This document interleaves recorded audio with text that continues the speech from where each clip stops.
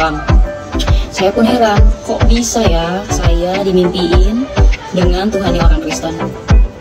Dari situ saya kepikiran, terus besoknya saya carilah lagu rohani di YouTube. Saya dengerin lagu rohani, kok rasanya kayak tenang hati saya, kayak nggak ada beban. Setelah itu saya nggak sengaja lihat komen tentang Tritunggal, yaitu Bapa, Putra, dan Roh Kudus. Saya makin tertarik dengan kekristenan.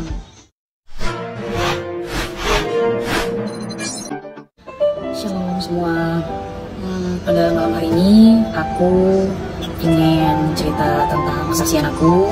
Kenapa sih kok aku bisa ikut Tuhan Yesus? Alasannya apa? Terus apa yang membuat kamu sangat yakin dengan Tuhan Yesus? Yang pertama, kenapa aku ikut Tuhan? Karena aku sudah tahu jalan dan kebenaran itu hanya milik Tuhan Yesus. Selain itu, bukan jalan kebenaran. Karena Tuhanlah juru selamat aku dan semua yang mempercayai Dia. Banyak yang bilang katanya aku ini ikut Tuhan karena laki-laki. No, aku ikut Tuhan bukan karena laki-laki, bukan karena hasutan orang, atau bukan karena pura-pura. Enggak, itu salah. Aku ikut Tuhan memang dari diri aku sendiri. Aku ikut Tuhan, dan lebih tepatnya semua karena kasih karunia Tuhan yang Tuhan berikan kepada aku. Singkat cerita, 2017 Tuhan datang di mimpi aku. Di saat itu aku masuk ke suatu ruangan yang begitu gelap. Aku melihat sosok cahaya dan berjubah warna putih, membawa buku merah. Bukunya itu seperti ini, dan dia di sini, dan ini berlapis emas. Di situ orang yang berjubah putih itu mengatakan, namamu sudah ada dalam buku ini, Roh Kudus. Tidak lama aku berterima kasih kepada Tuhan Yesus. Terima kasih Tuhan Yesus. Dan setelah itu aku bangun. Aku pun berpikir, kok bisa ya aku mimpi seperti itu? Padahal kan aku ini Islam. Itu saya baru pertama kali dimimpiin dengan Tuhan Yesus. Saya pun heran, kok bisa ya saya dimimpiin dengan Tuhan yang orang Kristen, sedangkan saya ini kan Islam. Dari situ saya kepikiran, terus besoknya saya carilah lagu rohani di YouTube. Saya dengerin lagu rohani, kok rasanya kayak tenang hati saya, kayak nggak ada beban. Setelah itu saya nggak sengaja lihat komen tentang Tritunggal, yaitu Bapa, Putra, dan Roh Kudus. Saya makin tertarik dengan kekristenan. Besoknya saya download Alkitab di HP. Saya baca kitab Kejadian, awal mula bumi sebelum dijadikan dan Roh Allah masih melayang-layang.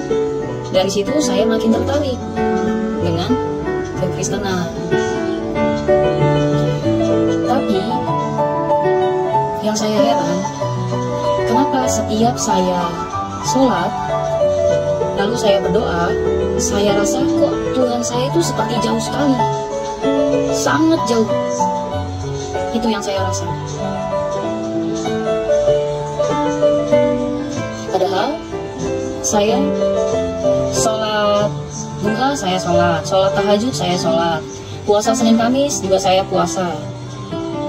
Tapi setiap saya ada masalah, saya berdoa, saya rasa Tuhan saya itu terlalu jauh.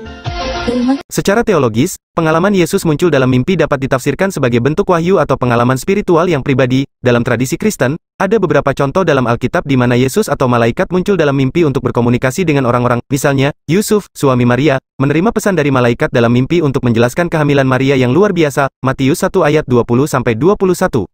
Pengalaman mimpi ini dapat memiliki beberapa makna teologis. Pertama, ini dapat dianggap sebagai cara Allah berkomunikasi dengan individu secara langsung, memberikan petunjuk atau pesan khusus. Dalam kasus ini, penampakan Yesus dalam mimpi dapat diartikan sebagai panggilan atau arahan yang diterima oleh seseorang. Kedua, ini juga dapat dianggap sebagai tanda dari Allah, memberikan kekuatan dan penghiburan kepada individu yang mengalaminya. Pengalaman ini dapat memberikan keyakinan dan keyakinan yang lebih dalam iman seseorang dan dapat menjadi sumber motivasi dan inspirasi spiritual. Namun, penting untuk dicatat bahwa pengalaman mimpi adalah subjektif dan dapat bervariasi antara individu. Tafsir teologis terhadap pengalaman ini harus dilakukan dengan hati-hati dan sejalan dengan ajaran-ajaran kitab suci dan tradisi gereja. Akhirnya, penting untuk membedakan pengalaman mimpi dari pengajaran dan ajaran yang terkandung dalam kitab suci. Alkitab merupakan otoritas utama dalam teologi Kristen, dan pengalaman pribadi, termasuk pengalaman mimpi, harus dinilai berdasarkan ajaran yang telah ditetapkan dalam kitab suci. Jadi, jika seseorang mengalami pengalaman mimpi dengan Yesus, penting untuk merenungkan dan mempertimbangkan pengalaman tersebut dengan bijaksana, berbicara dengan pemimpin rohani yang bijaksana, dan merujuk kepada ajaran kitab suci dalam menafsirkannya.